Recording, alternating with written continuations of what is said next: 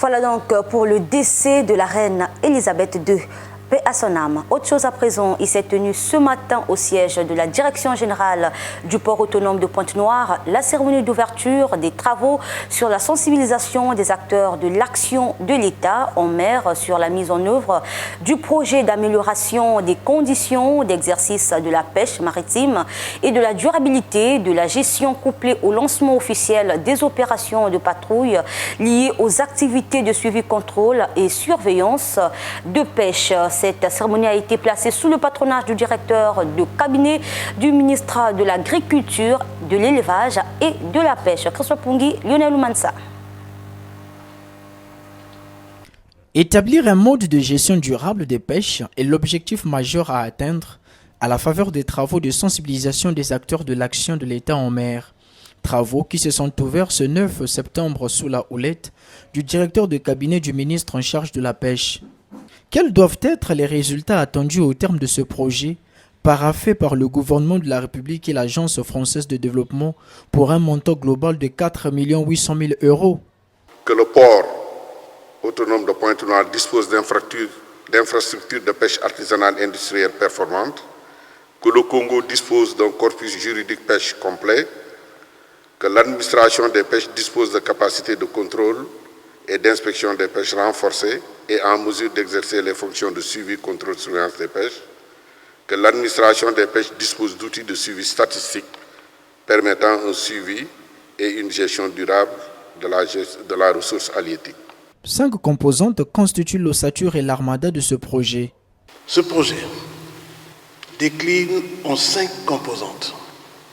Composante 1 qui concerne les infrastructures, composante 2, gestion portuaire, la composante 3, suivi, contrôle et surveillance, composante 4, suivi statistique et scientifique, et enfin la composante 5, gestion et coordination du projet. Cette cérémonie a été couplée au lancement des opérations de patrouille concernant le suivi, le contrôle et la surveillance des activités de pêche dans les eaux maritimes congolaises. Lesquelles patrouilles qui auront un impact de grande importance. Le secteur de la pêche maritime est un secteur régi par une loi. Et cette loi définit 2 zones de pêche, notamment la zone qui va de 0 à 6 000 marins. Cette zone est destinée à la pêche maritime artisanale. Et puis nous avons la zone qui va de 6 000 marins au-delà, à 200 000 marins. Cette zone est réservée à la pêche maritime industrielle. Bon, le plus souvent, nous remarquons un peu cette pagaille-là au niveau de ces 2 zones, parce qu'il y a l'intrusion des navires industriels dans la zone réservée à la pêche artisanale. Après une année de dur labeur, la concrétisation de ce projet ne peut que régaillardir les volontés.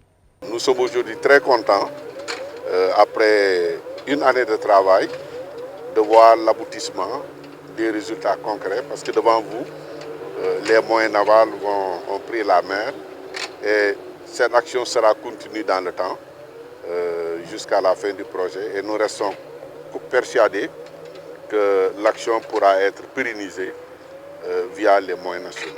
La Marine nationale devrait y jouer un rôle transcendantal.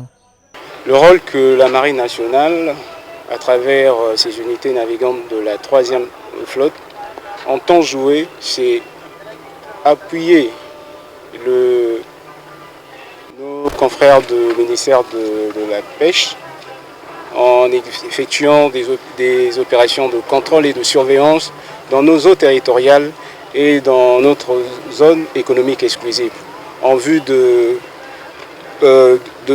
parer, de stopper tout ce qui est activité de pêche INN.